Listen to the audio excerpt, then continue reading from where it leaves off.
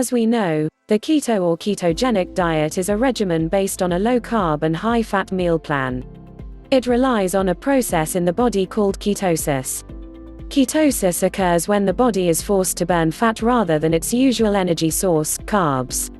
Once the body begins to burn fat, the liver breaks down fats into ketones and releases them into the bloodstream for the body to utilize for energy.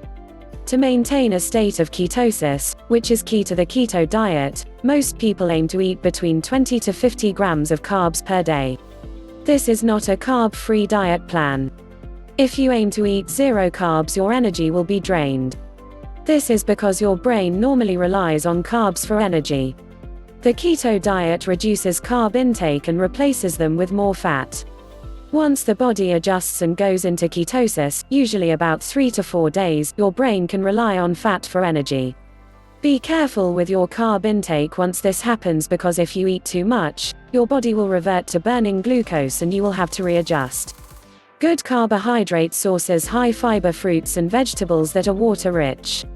Tip: stick to fruits and vegetables that grow above the ground. Avoid root vegetables like parsnips, potatoes, and carrots.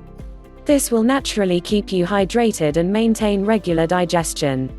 Some keto-friendly carb sources include tomatoes, eggplant, asparagus, cauliflower, broccoli, spinach, green beans, cucumbers, bell peppers, kale, zucchini, celery, Brussels sprouts.